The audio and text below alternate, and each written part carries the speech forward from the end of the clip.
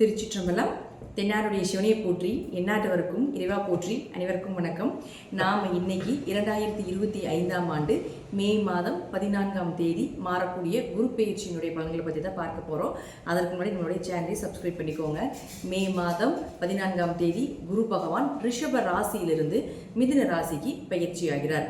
5 ராசிகளுக்கு மிகப்பெரிய யோகத்தை வாரி வழங்க போகிறார். அதில் பார்த்துட்டிங்கன்னா உங்களுக்கு துலாம், தனுசு, கும்பம், ரிஷபம் மற்றும் சிம்மம் இந்த 5 ராசிகளுக்கு மிகப்பெரிய அதிர்ஷ்டங்களையும் மீதி இருக்கக்கூடிய ராசிகளுக்கு ஒரு மத்தியமமான ஒரு அமைப்பையும் நிச்சயமாக ஏற்படுத்தி கொடுப்பாரு அப்படிங்கிறது உண்மை.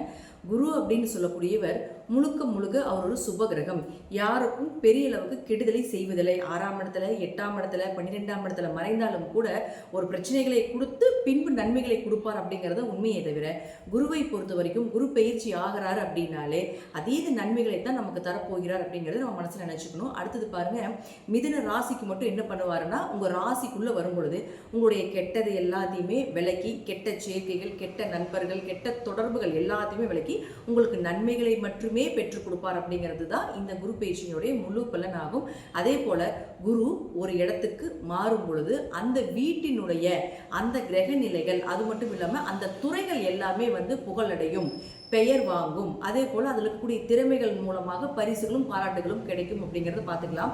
ஜாதகத்தில் உங்கள் ஜாதகம் எப்படி வேணால் இருந்துட்டு போகலாம், என்ன தசாபுத்திகள் வேணால் நடக்கலாம், என்ன மாதிரி விஷயங்கள் இருந்தாலும் கூட குரு மிதுன ராசிக்கு வரும் பொழுது புதன் சார்ந்த விஷயங்கள் எல்லாமே பிரபலம் அடைவீங்க அப்படிங்கிறத உண்மை. அது நான் என்னென்ன துறைகள்னு சொல்கிறேன், அந்த துறைகளில் நீங்கள் இருக்கீங்களா அப்படிங்கிறத பாருங்கள்.